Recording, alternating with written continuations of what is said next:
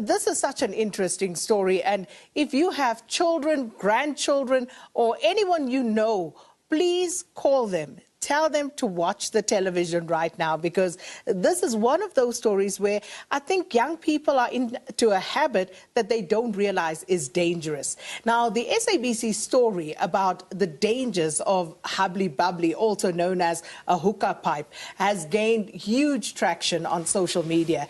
And this, of course, comes after health experts sounded the alarm about hubbly bubbly being a silent killer.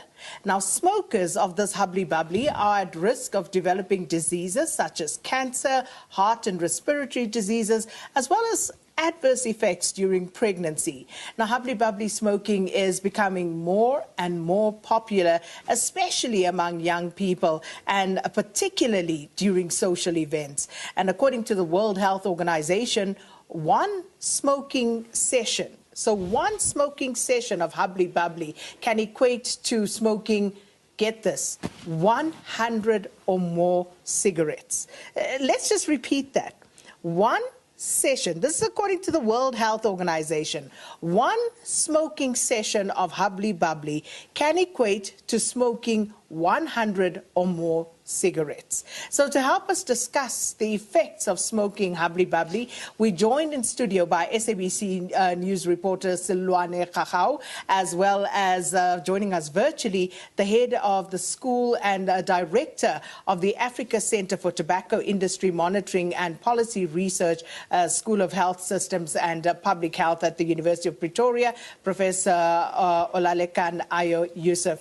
Professor, thanks for your time, and thanks, Seloane, for coming through as well. So let me start with you, Seloane. This story, for obvious reason, has gained great traction. But what drew you to the story?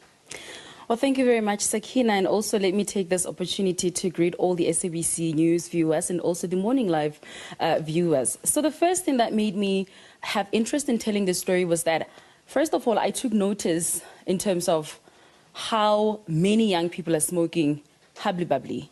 And I noticed that most of them are smoking it just because it looks cool. If you ask them why they're smoking hubbly bubbly, well, I haven't gotten any other reason except the fact that it's a cool thing, it's a fashion statement, and it really just makes you look like a cool kid.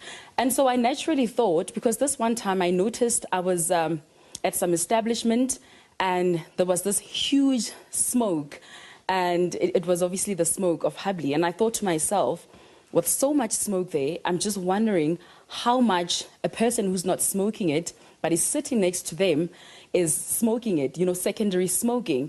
And then I thought, well, what about that particular person is actually smoking it?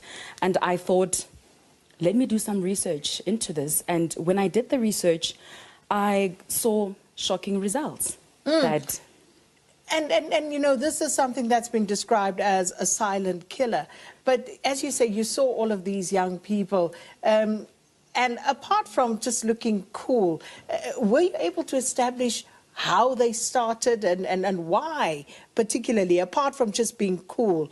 Did some of them see this as an alternative to cigarettes and maybe think, because they're not actually, you know, smoking a cigarette, this might not be as harmful? So remember, after the there was a bill.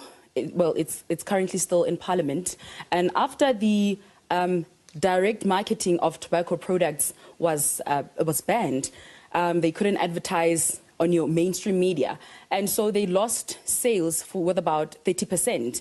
And so we understand from the experts that most of the people who left buying cigarettes and the other tobacco products were young people. And so young people then naturally saw a gap of saying, maybe we can go more to hubbly bubbly. Remember now, hubbly bubbly was now being indirectly advertised and promoted as less harmful compared to other tobacco products such as cigarettes and all the other products. And so young people became drawn to hubbly bubbly because they were given the impression that it's less harmful and it's not as dangerous. So, Professor, you know, just coming to the dangers, because it's unfortunate that there is this perception that this is perhaps not as harmful because perhaps it tastes good because they talk about the flavors that they actually consume. But talk to us about what it is that they are actually consuming when young people engage in smoking this sabli. Thank you.